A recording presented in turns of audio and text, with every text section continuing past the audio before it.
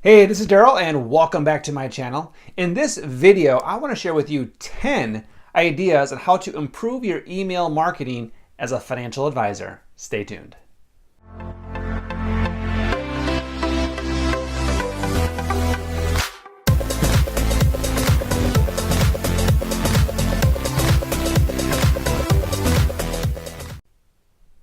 Okay, did you even consider email as a marketing strategy? Well, it is, and it can be extremely effective. If you think about it, you can do it anytime you want to do it. You can do it early in the morning, during the day, late in the evening. And I know what you might be thinking. You might be saying, well, email, people don't respond to emails. Well, that's why I have 10 ideas on how to improve your email marketing. They do work. Studies have shown that. And if you're not using it effectively, you're going to sit there and go, oh, no one's, responding, or they don't seem to be effective, whatever story or excuse we have. But I can tell you this, I've been doing online marketing for close to 14 years. And one thing that I have done consistently is using emails. Yes, times are changing, the text, we can communicate via the social media, but I'll tell you, still, top ranking for getting in front of a client or a prospect is still email. So I want to share 10 ideas. I know 10 is quite a bit. They're pretty simple. So grab a notebook and let's write these down. Okay, the first idea is don't sweat the open rates. What I mean by that is, are people reading your emails? Are they even opening them up? So here's the deal. I'm not even sure you're using a platform where you can step back and go, who's opening up my emails? If you're not, highly suggest you should do that. So there's MailChimp, Constant Contact, Aweber. I don't think your CRM system, whether it be Redtail or Wealthbox or Salesforce, I don't think they have that the technology or the analytics on that. But here's the bottom line. You should know what the numbers are, but don't let that stop you, right? As a matter of fact, you can use that to then empower you to then step back and go, what do I need to change? How do I make this email more effective in the future? So regardless of where you're at, number one, do you have the analytics to know, the technology to tell you who's opening, who's not opening? If you don't, you might just be based off your response or the feedback you get. All right, so if you're not getting a lot of feedback, you might be thinking this isn't effective, so it might not be working. Don't sweat the open rate, all right? That's just information that you can use to make your emails better. Okay, here's idea number 2. First line headline. What exactly does that mean? You probably got the headline in there. A lot of focus goes on the subject of your email. Very, very important. If you have a boring or not a well thought out subject, then it's going to be difficult for them to even open it up.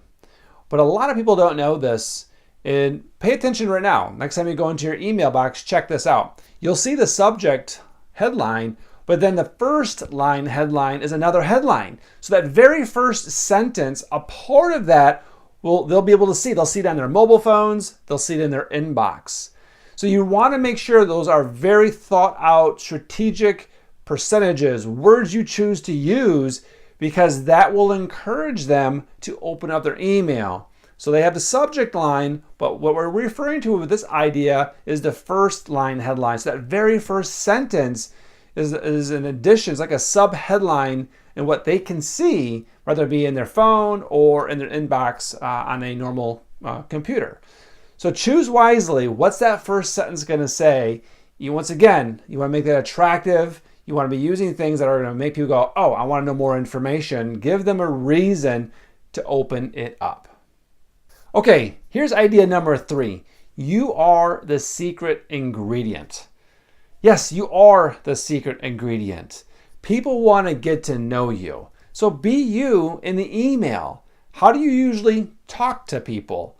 Right? What do you usually talk about? Or, what do you want to share with them about you? You're the secret ingredient. So that idea is just be yourself. Be a little bit of you in that email. Don't be so, sometimes we just get a little too formal, a little too dry, and you're not being you in that email. So be you. You're the secret ingredient. Okay, idea number 4 to improve your email marketing as a financial advisor. Don't hide your flaws. Don't hide your flaws.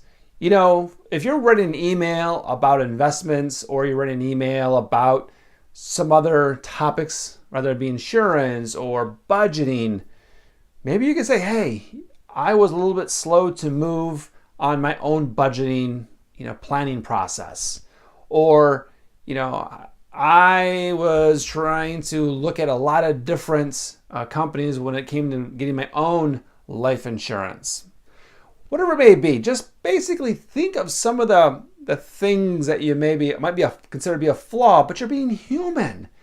And what you're doing is being very, very relatable to that audience, to people that are reading your email. Like, wow, he or she struggled with this, but they got over it. So you're just being human, right? So don't hide your flaws. Okay, idea number 5 is always be linking. What that means is when you send an email, send it back somewhere. Where do you want to send them to? Maybe, most financial advisors have a website or maybe a particular page on the website. So pending on what the email body is, maybe you're sending out some information on retirement or estate planning, whatever it is. Well, maybe there's an article on your site, whether you had written it or you used some other marketing firm, but you thought, hey, this would be a good supplement. Put that link, send them there. Send them to your website. It's a valuable resource. Send them to the blog page or anywhere else. If you have calculators or articles, whatever you have, you can be linking them to wherever you want to send them. And it doesn't need to be yours. If you just want to add value and you saw a cool article that's online, Wall Street Journal, Barron's, whatever it is, and you thought, hey, my audience should know about this, send a link, send them there. So it's a way to add more value, and it's a way to bring them more value and send them to the direction on where to get that. Okay, idea number 6 is be aggressive early. What that means is if you are collecting names and emails, so maybe people can sign up for your newsletter, or they can sign up for your blog, whatever it may be. If they're given their name and email, and I'm starting to see this a little bit on financial advisors' websites, everyone should have it. Every advisor should have where you're collecting names and emails. Here's the deal. If you're doing that, send something to them. Don't wait, right? You got them. So that's what aggressive early means. Just send them an email, and depending on what system you have, this should all be automated. It's called an autoresponder. They put in information, they get an email that's not necessarily you drafting every single time. So whether it's, hey, thank you so much for being part of my newsletter, and then maybe send another one the next day, hey, did you read my first article? And maybe you give some ideas on what's been said in that article. So be aggressive early and get in their space. They're interested. They're willing to give their name and their email on your website. Okay, idea number 7 is personalize your follow-up. Just be personable. Don't make it so canned and such a template. If you met somebody at a networking event, do that. Make sure you're saying, hey, it was so great to meet you, spend 5 minutes with you, or we sat at the same table. It was nice connecting. I look forward to, getting together down the road, ask them a question. Be personable, because people are so busy as you are. If you're not personal, you don't remind them, they might forget exactly who you are. So, but then again, make sure that follow-up is, like the other idea was, aggressively early. Don't wait. Because the longer we wait, the bigger the time, the bigger the gap, people just will forget about, that conversation or meeting you at an event, okay? So make sure you personalize your follow-ups.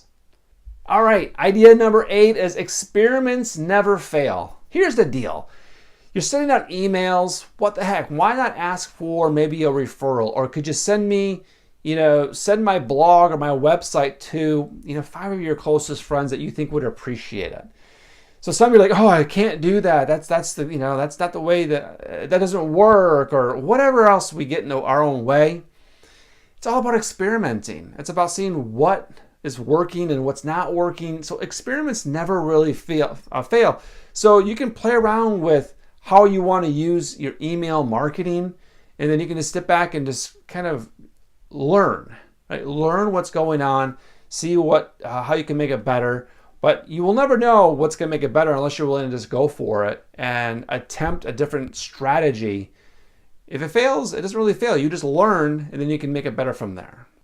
Okay, number 9 is email more often. Yes, email more often.